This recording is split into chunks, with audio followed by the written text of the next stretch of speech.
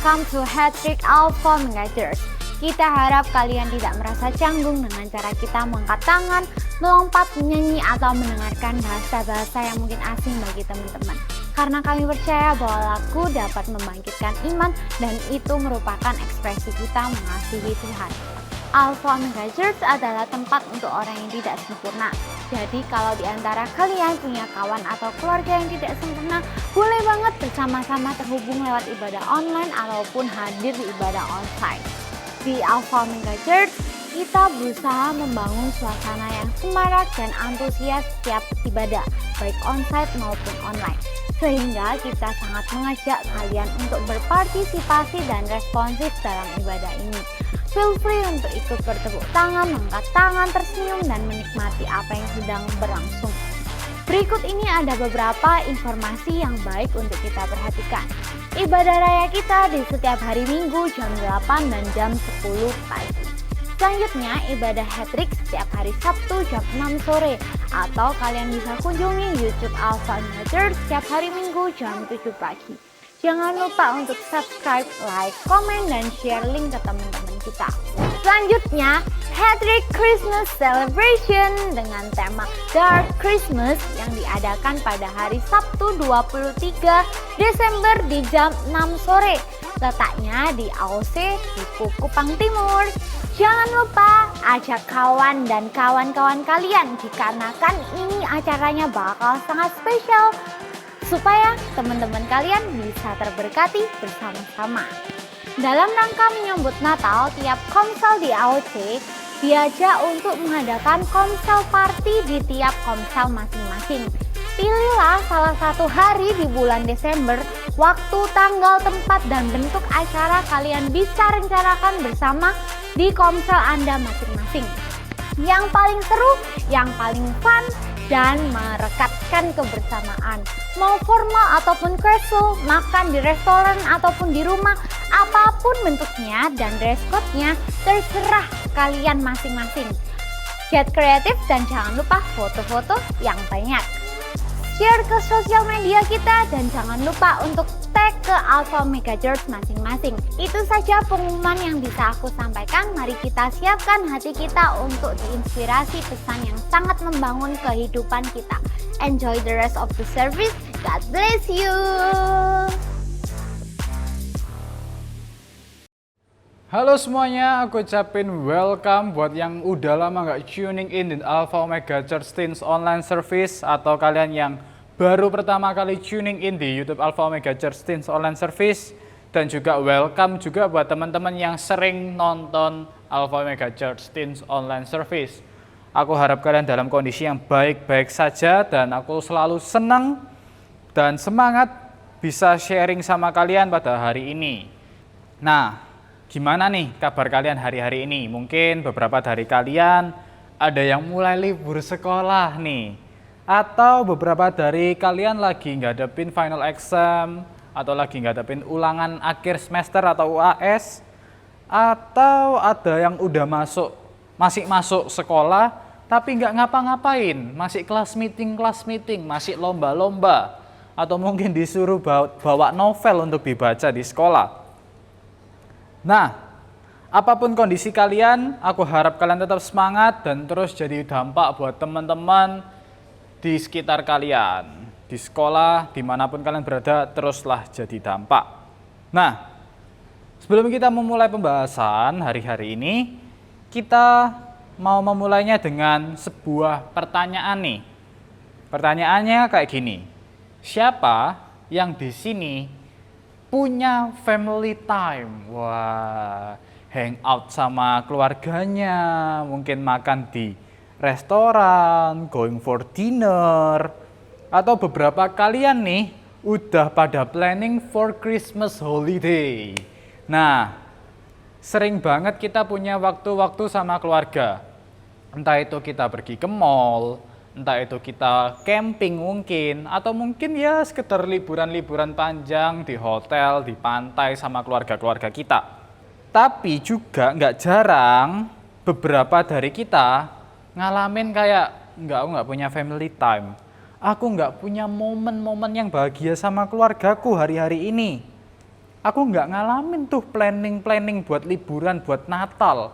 Aku nggak pernah tuh diajak keluar buat dinner sama orang tuaku. Nah, di pembahasan kita hari ini, kita mau belajar bareng-bareng.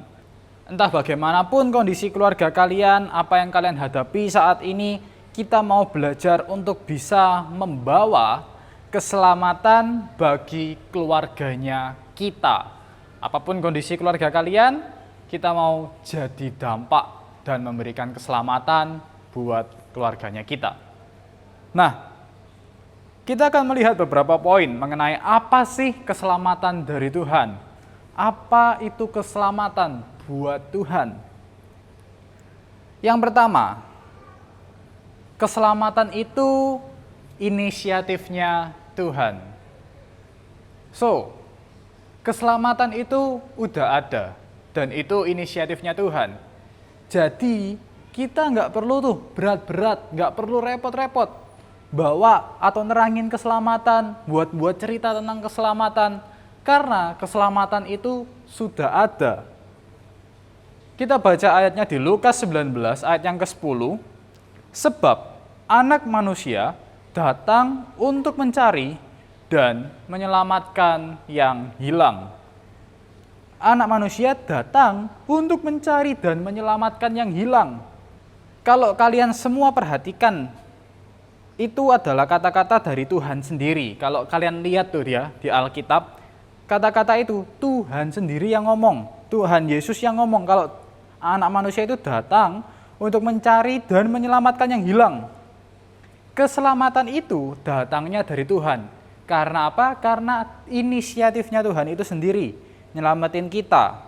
Kalau kalian hari-hari ini ngerasa jauh dari Tuhan, ngerasa nggak layak sama Tuhan, please banget jangan merasa nggak layak untuk ketemu sama Tuhan. Karena Tuhan yang nyari kita, Tuhan yang menemukan kamu, yang terhilang, dan kamu bisa diselamatkan. So, tahu dan sadar, keselamatan itu adalah inisiatif dari Tuhan.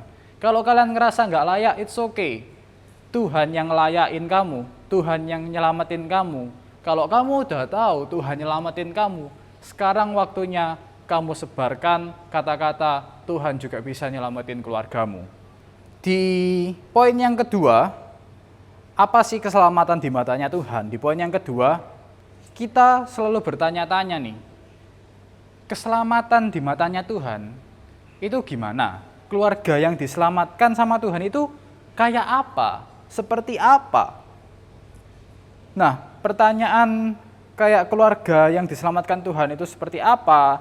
Apakah keluarga yang kudus, keluarga yang melayani Tuhan, keluarga dari pendeta, atau keluarga yang selalu melayani Tuhan tiap hari, atau bagaimana? Nah, daripada kita menebak-nebak cocokologi sana-sini, ini adalah beberapa contoh di Alkitab keluarga yang diselamatkan sama Tuhan itu keluarga yang kayak gimana sih? Nah, ada beberapa contoh di Alkitab. Yang pertama itu ada di Yosua 24 ayat 15. Aku dan seisi rumahku kami akan beribadah kepada Tuhan. Beribadah kepada Tuhan. Kisah Para Rasul 10 ayat 48. Cornelius dan seisi rumahnya percaya dan dibaptis. Percaya dan dibaptis. Kisah Para Rasul 16 ayat 15. Lydia dibaptis beserta seisi rumahnya. Kisah Para Rasul 16 ayat 34. Kepada penjara dan seisi rumahnya menjadi percaya kepada Allah. Jadi, keluarga yang diselamatkan sama Tuhan, yang akan menerima keselamatan dari Tuhan, adalah keluarga yang ini. Keluarga yang believe in God. Keluarga yang percaya sama Tuhan, keluarga yang mengandalkan Tuhan, dan keluarga yang beribadah. Kalau kita believe in God, gimana cara kita menunjukkannya? Ya dengan cara kita beribadah, berdoa sama Tuhan, melakukan persekutuan dengan keluarga, doa bareng sama Tuhan.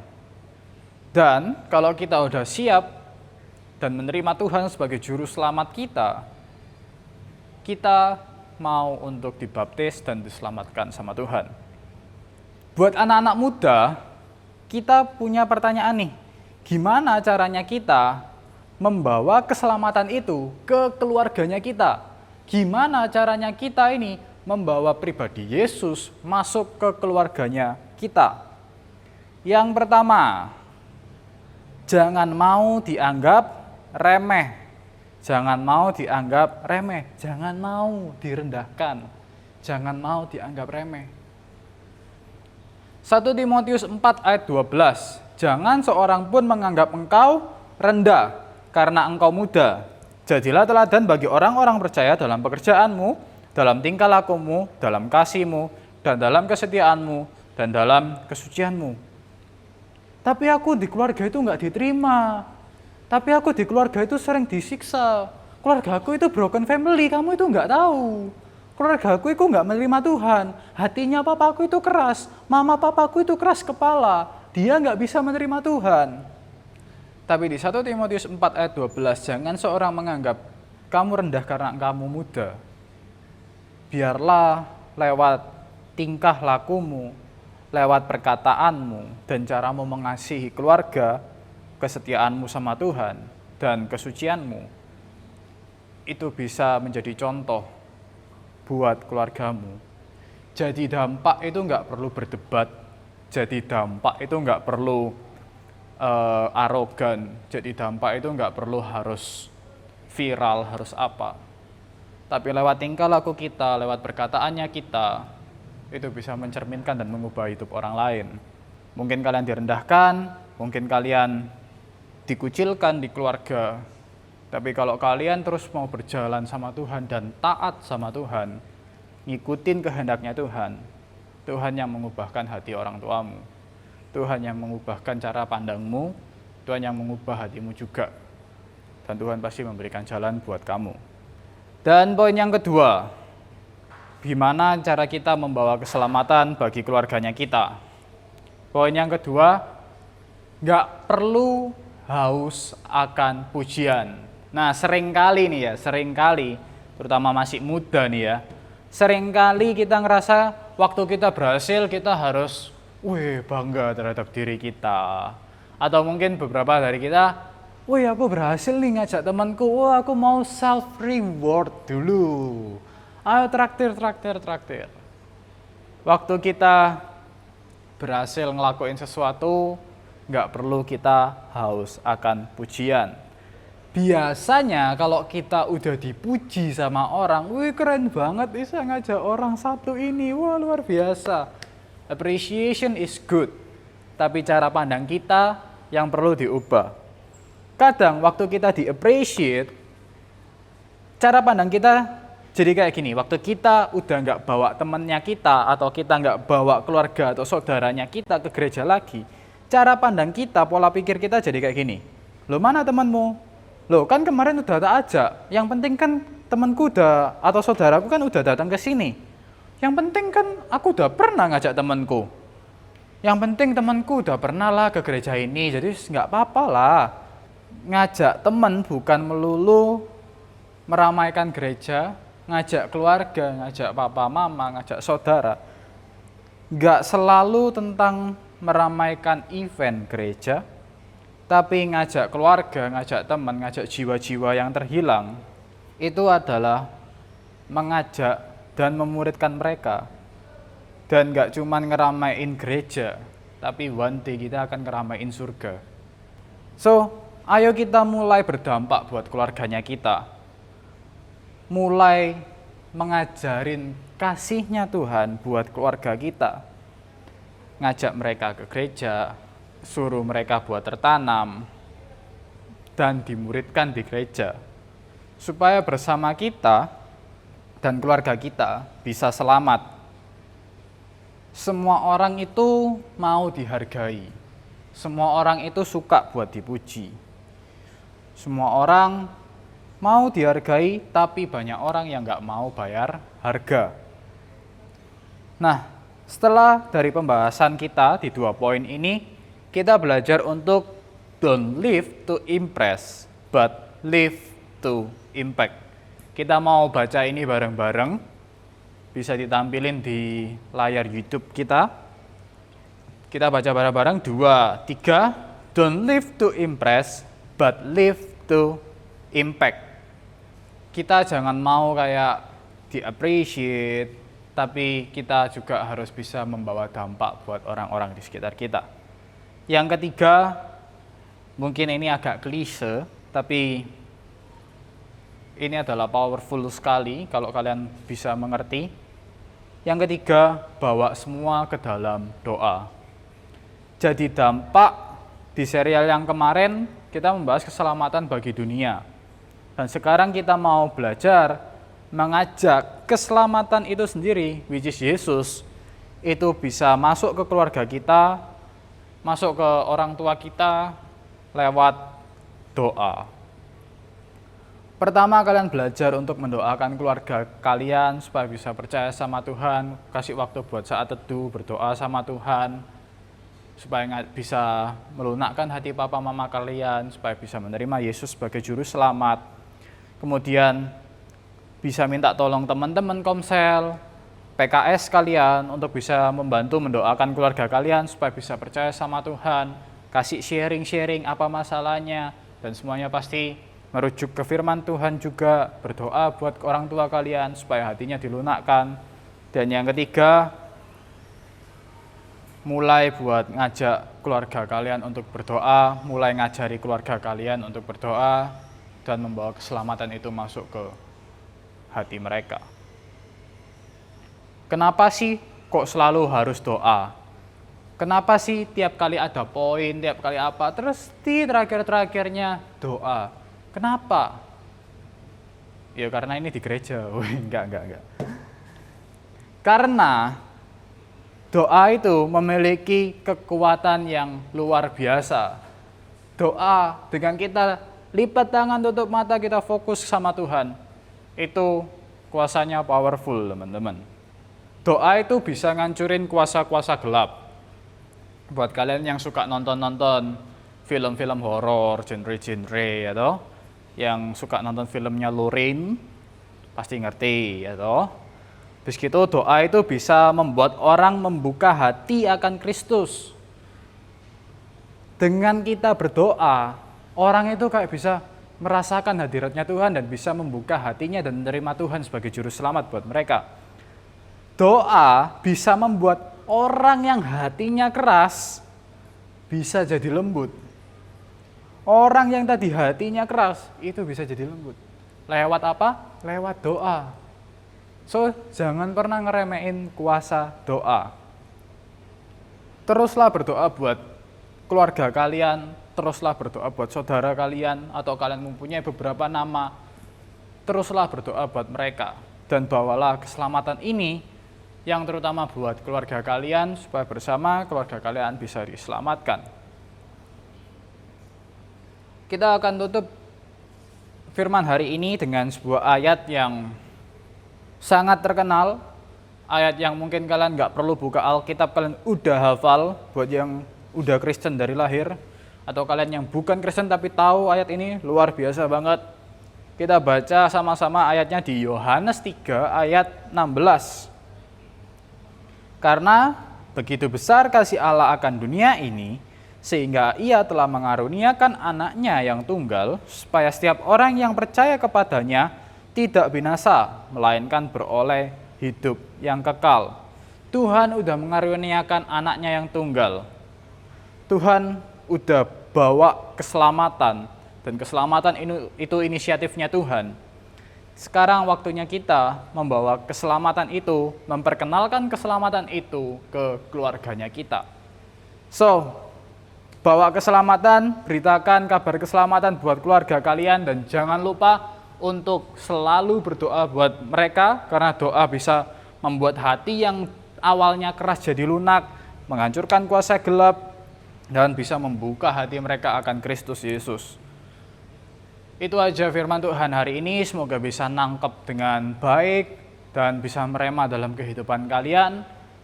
Dan enjoy buat holiday, yang masih menghadapi ujian tetap semangat, semoga dapat nilai yang bagus. Dan buat yang masih sekolah tapi nggak ngapa-ngapain, ya pokoknya jangan bolos saja, nggak apa-apa. So, Itu aja dari aku, kita tutup dengan doa. Bapak yang di surga, terima kasih buat pembahasan hari ini ya Tuhan, buat firman-Mu tentang membawa keselamatan bagi keluarga kami ya Tuhan. Biarlah lewat ini kami bisa dicerahkan ya Tuhan, lewat tingkah laku kami, lewat perkataan kami, lewat kasih kami, dan kasih-Nya Tuhan lewat hidup kami ya Tuhan, kami bisa menyelamatkan keluarga kami, dan keluarga kami bisa Engkau lunakkan ya Tuhan hatinya, supaya bisa membuka ruang untuk Yesus itu sendiri. Thank you ya Tuhan, kami serahkan kehidupan kami, mungkin dalam ulangan, dalam sekolah, dalam apapun yang kami kerjakan, dan mungkin kami punya planning buat berlibur, Engkau sertai kami dalam liburan kami juga, Engkau sertai kami dalam final exam kami, supaya dapat nilai yang bagus juga, dan Engkau menyertai kehidupan keluarga kami, supaya semakin diubahkan, dan semakin baik, dan semakin serupa dengan Yesus. Thank you ya Tuhan, thank you, dalam nama-Mu kami berdoa dan mengucap syukur, haleluya, amin. Oke, itu aja firman Tuhan hari ini. Semoga memberkati dan merema. See you. God bless you guys. Bye-bye.